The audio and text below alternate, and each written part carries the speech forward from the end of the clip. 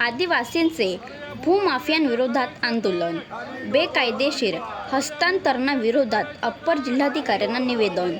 सोयगाव येथील आदिवासी भिल्ल इनाम जमिनीच्या कथित बेकायदेशीर हस्तांतरणाविरोधात आणि आंदोलनकर्त्यांवर दाखल करण्यात आलेल्या कथित खोट्या गुन्ह्यांचा निषेधार्थ सोमवारी दिनांक 11 आदिवासी बांधवांनी मोसम पूल ते अप्पर जिल्हाधिकारी कार्यालयापर्यंत मूक मोर्चा काढला.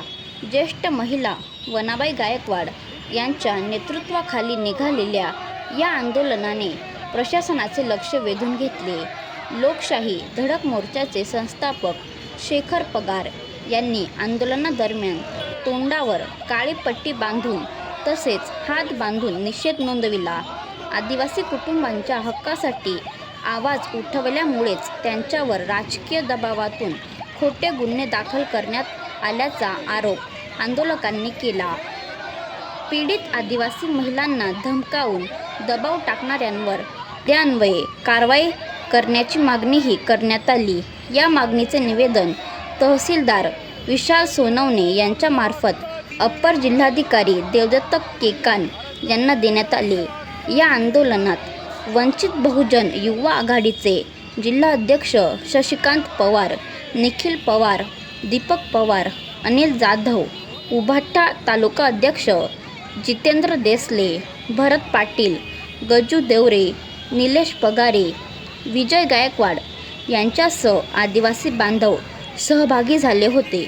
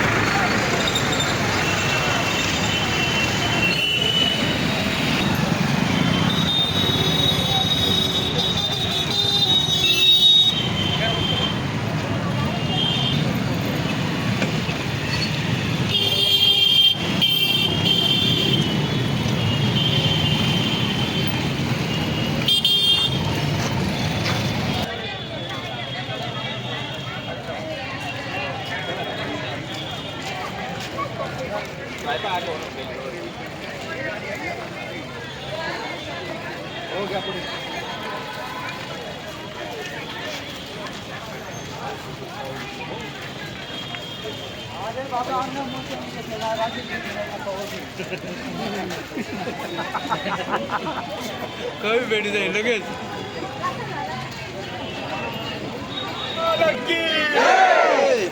बोला बिरसा मुंडा भगवान की जय. डॉक्टर बाबासाहेब आंबेडकरांचा, महात्मा ज्योतिबा फुलेंचा, बोला छत्रपती शिवाजी महाराज की जय. आज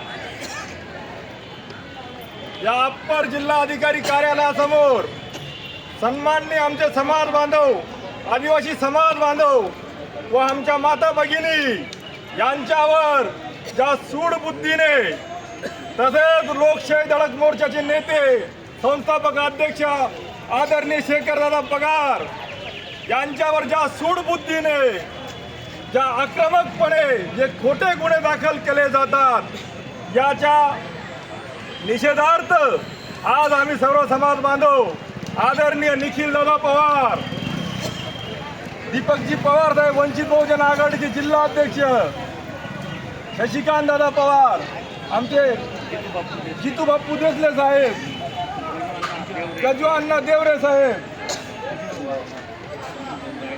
विजूभाऊ गायकवाड साहेब, सुनील आयरे साहेब असे प्रमुख सर्व तालुक्यातील नेते, तसेच आम्ही मालेगावकर विधायक संघर्ष समितीचे सर्व प्रमुख नेते, मराठा महासंघाचे प्रमुख नेते, संविधान आर्मीचे प्रमुख नेते, आदिवासी समाज बांधवाचे प्रमुख नेते आज या अप्पर जिल्हाधिकारी कार्यालयासमोरच्या जमण्याचं कारण म्हणजे आमचे जे लोकशाही धडक मोर्चाचे नेते शेखरदादा पगार यांच्यावर ज्या अमानुषपणे जे खोटे गुन्हे नोंद केले जातात, याचा निषेध म्हणून आम्ही या ठिकाणी आलेलो आहोत.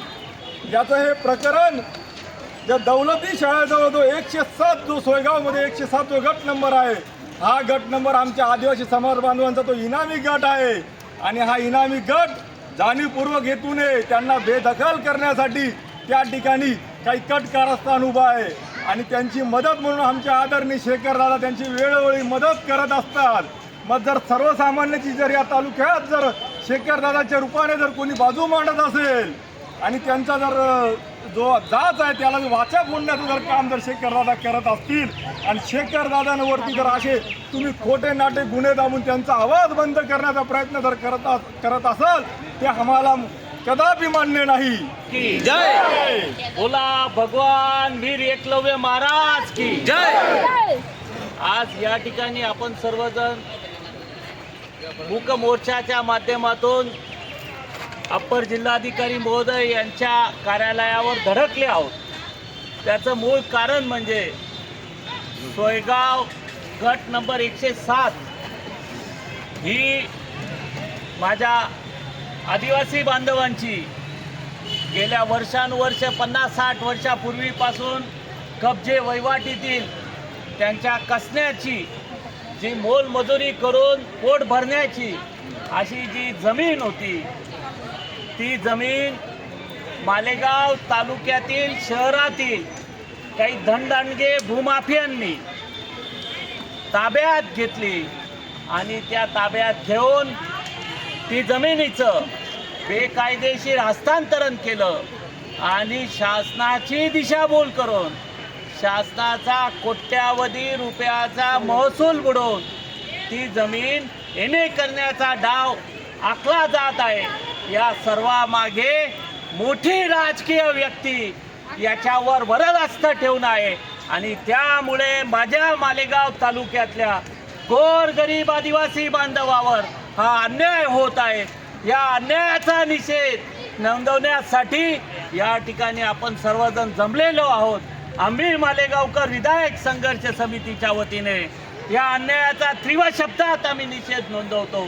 या धनदांडग्या जमीन माफियांना मदत करणाऱ्या राजकीय नेत्याचा निषेध नोंदवतो आणि या राजकीय नेत्याच्या इशाऱ्यावर सर्वसामान्य कार्यकर्ता गोरगरीब कार्यकर्ता जो सर्वसामान्यांच्या आवाजाला गोरगरिबाच्या आवाजाला आपल्या कष्टाचा घामाचा पैसा लावून न्याय मिळवून देण्यासाठी प्रयत्न करतो अशा शेखरदादा पगारावर जो काही अन्याय या राजकीय मंडळींनी घडवून आणला त्याचा निषेध आम्ही या ठिकाणी व्यक्त करतो.